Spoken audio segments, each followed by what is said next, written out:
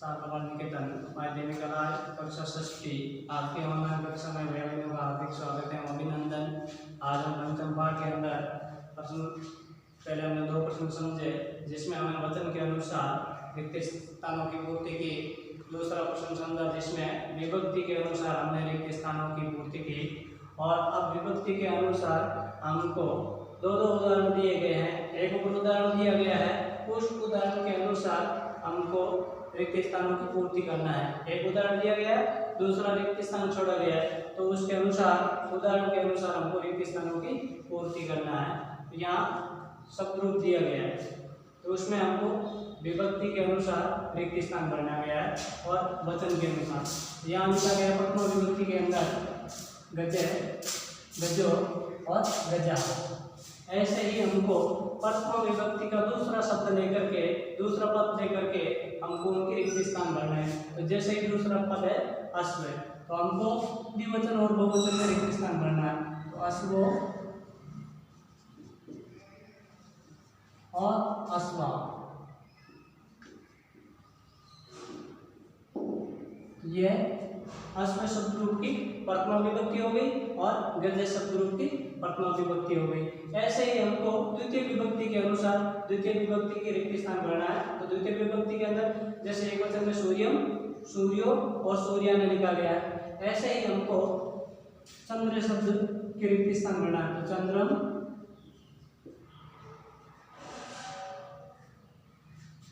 चंद्रो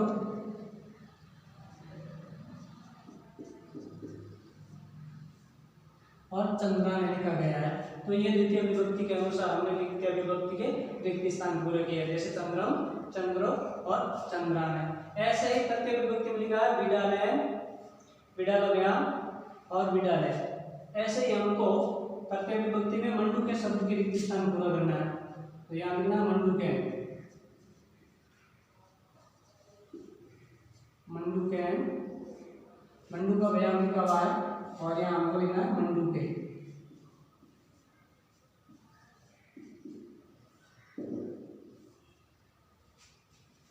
ऐसे चतुर्थ विभक्ति में हमने सर्पे शब्द का रिक्त स्थान भरना है।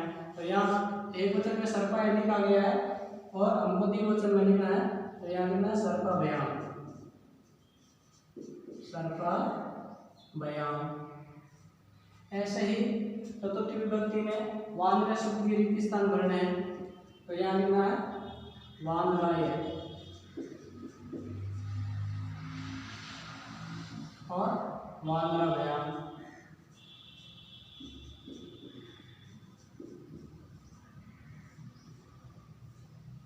और वानरे भी लिखा हुआ है। ऐसे ही मोद के शब्द की पंचमी विभक्ति में रिक्त स्थान भरना है। तो यहाँ लिखना है मोद का व्यायाम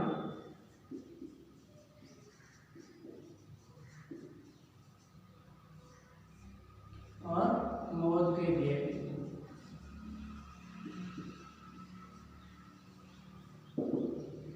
तो यहाँ मोद का व्यायाम और मोद के लिए पंचमी विभक्ति में भर दिया। ऐसे ही पंचमी विभक्ति में दूसरा उदाहरण दिया गया है, यह है वृक्ष। यहाँ लिखना वृक्षा, वृक्षा व्यायाम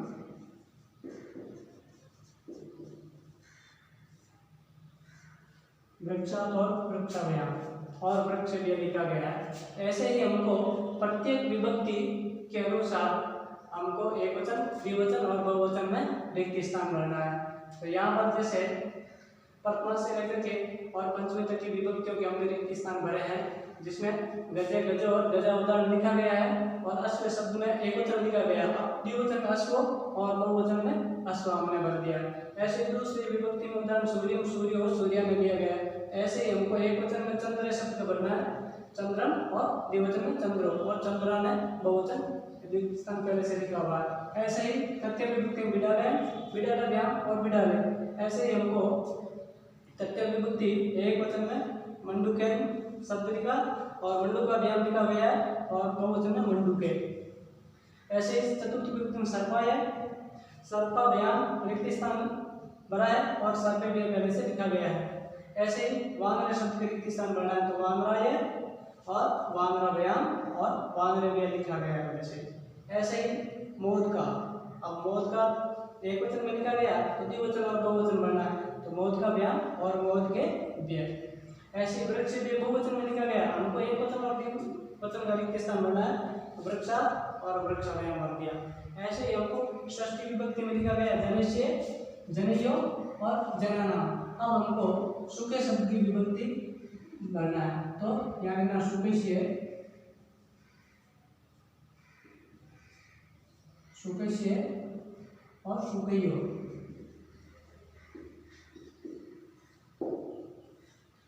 और सुखा नाम लिखा गया। ऐसे ही शिक्षक के शब्द में लिखना, यहाँ लिखना है शिक्षकयो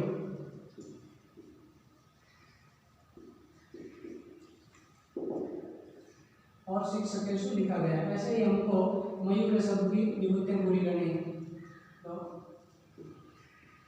मयूरयो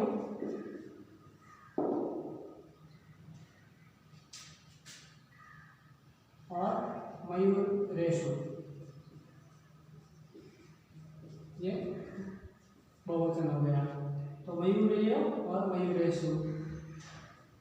ऐसे ही संबोधन लिखा है हे बाल के, हे बालको और हे बालका। ऐसे ही हमको इसमें जो आगे शब्द दिया गया है नर्तक है, अब इसमें यह संबोधन में हमको है जोड़ना है, तो हे नर्तक है, हे नर्तको और बहुवचन में हे नर्तका।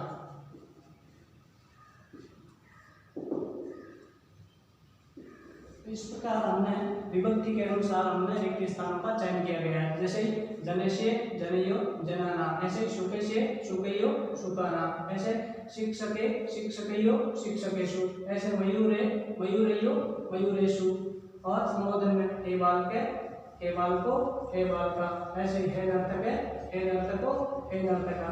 इस प्रकार हमने विभक्ति दो दो शब्दों के आधार पर प्रत्येक विभक्ति के दो दो उदाहरण लेकर के हमने एक वचन, द्विवचन और बहुवचन के रिक्त स्थान पूरे किए गए हैं। इस प्रकार हम पूरे शब्द रूप भी लिख सकते हैं, जैसे गद्य शब्द रूप का हम पूरा 8 के 8 जो 7 विभक्तियां और एक संबोधन लिख करके पूरा कर सकते हैं। ऐसे अश्व शब्द का कर सकते हैं, सूर्य शब्द का भी लिख सकते हैं, चंद्र शब्द का लिख सकते हैं।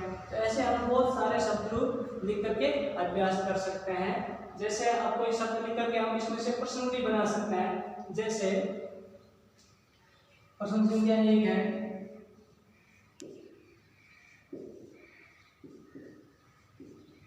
विद्यालयं इति पदे विभक्ति किम् अस्ति। अब विद्यालय शब्द में विभक्ति कौन सी है, तो ऐसे हम इसको देख करके हम विभक्ति लिख सकते हैं। तो ये विद्यालय शब्द जो है ये उदाहरण में दिया गया है, या विभक्ति है तृतीय विभक्ति, तृतीय विभक्ति। ऐसे ही प्रश्न संख्या हम 2 बना सकते हैं। दूसरा प्रश्न भी, जैसे मयूरेषु,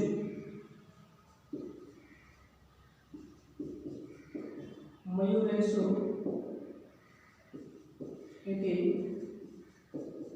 पदे वचनं किम् अस्ति। तो मयूरेषु शब्द में वचन कौन सा है, या मयूरेषु शब्द जो लिखा गया है ये बहुवचन का है, तो यहाँ उत्तर हम लिख सकते हैं बहुवचन,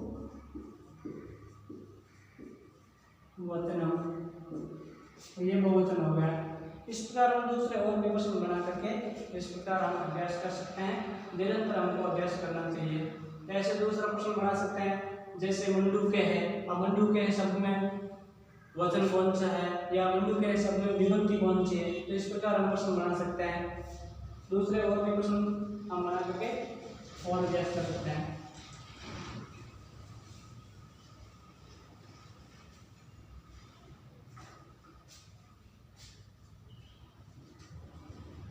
सूर्य है, प्रश्न जैसे 3 में लिख दिया, सूर्य ने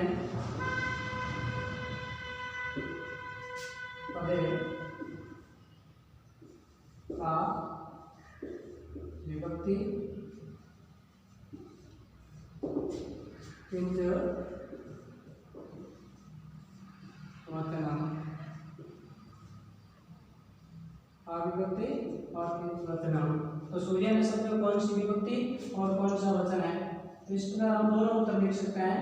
तो ये सूर्य में शब्द लिखा गया है, तो यहाँ विभक्ति है द्वितीय विभक्ति और बहुवचन के अंदर। तो विभक्ति लिखेंगे द्वितीय विभक्ति और वचन है बहुवचनम। तो इस प्रकार एक प्रश्न ये भी बन गया। ऐसे ही प्रश्न संख्या 4 है, सुपेशीय।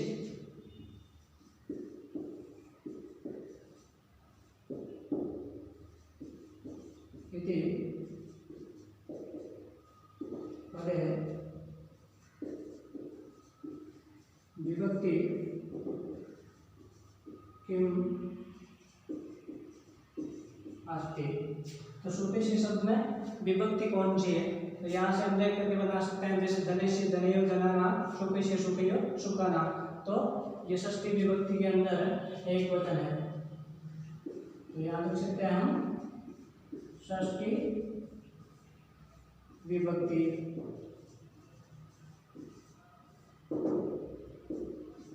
तो इस प्रकार हम बहुत सारे प्रश्न बना करके और निरंतर अभ्यास कर सकते हैं, और इसके अनुसार हमको पूरे शब्द रूप भी लिख सकते हैं। इन शब्दों के प्रत्येक के एक एक पूरा शब्द रूप बना करके लिख सकता है। यहाँ तो हमने एक एक शब्द की एक एक विभक्ति लिखी गई है। जैसे गजे शब्द की प्रथमा विभक्ति लिखी गई है, अश्व शब्द की प्रथमा विभक्ति लिखी गई है। ऐसे ही सूर्य शब्द की और चंद्र शब्द की द्वितीय विभक्ति लिखी गई है।